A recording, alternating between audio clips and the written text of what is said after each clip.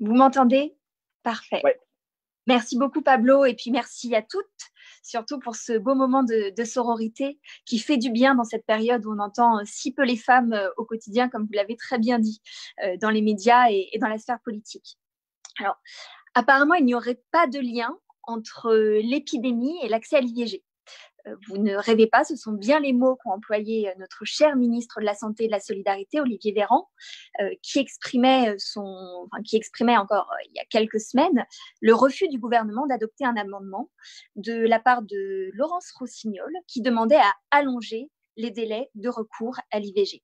Donc, on est là pour dire qu'on est en colère. On est en colère contre ce ministre de la Santé qui ne comprend pas, de toute évidence, la réalité que vivent des milliers de femmes qui se mobilisent au quotidien pourtant et qui aujourd'hui vont être nombreuses à risquer, en tout cas, de subir des grossesses non désirées. On est en colère contre notre ministre des droits des femmes, Marlène Schiappa, qui se trouve pourtant à quelques rangs normalement de Monsieur Véran en Conseil des ministres et qui n'a pas réussi apparemment, en tout cas qui n'a pas jugé bon, de l'interpeller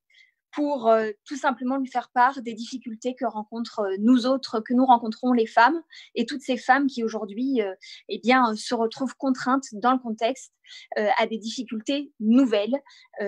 dans l'accès à l'IVG. Et puis, on est en colère parce que dans toutes les crises, on le sait, qu'elles soient sanitaires, sociales ou environnementales, eh bien, ce sont toujours, mais alors toujours les femmes qui sont les plus durement touchées par l'évolution de la situation. Alors, on est là pour le dire et pour ça, je pense qu'il est important de rappeler qu'aujourd'hui, refuser l'allongement du délai d'accès à l'IVG, ne pas mettre d'argent supplémentaire sur la table face à un système hospitalier qui est largement sous tension et qui est en proie à des coupes budgétaires, eh bien, c'est tout simplement aujourd'hui une erreur, même une faute politique, notamment dans un contexte où on le sait, les frontières sont fermées et nous avons des contraintes physiques de plus en plus importantes, nous autres femmes, quand nous voulons pouvoir accès, en tout cas, à l'IVG, mais à l'ensemble de nos droits sexuels et reproductifs, avec ce confinement qui pose de nouvelles contraintes et de nouvelles difficultés.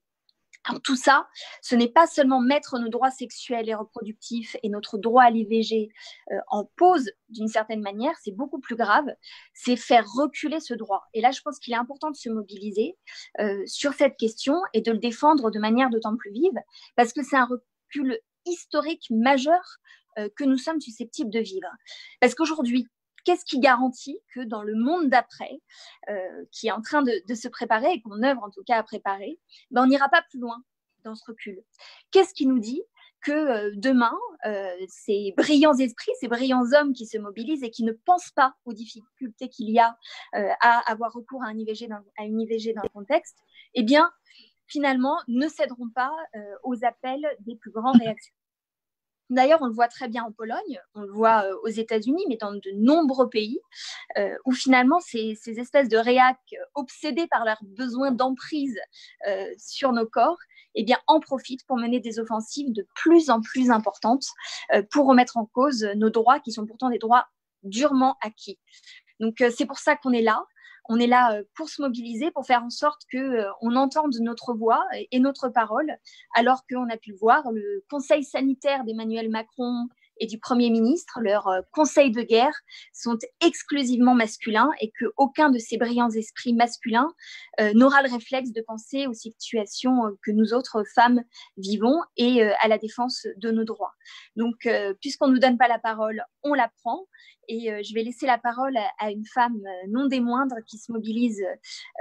au quotidien dans la gestion face à la crise pour continuer à défendre en tout cas nos droits sexuels et reproductifs et défendre l'accès à l'IVG. Donc, Sarah Durocher,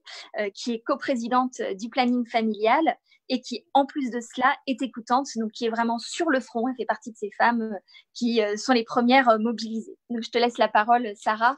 pour que tu puisses nous en dire plus sur ce que tu vis au quotidien. Merci.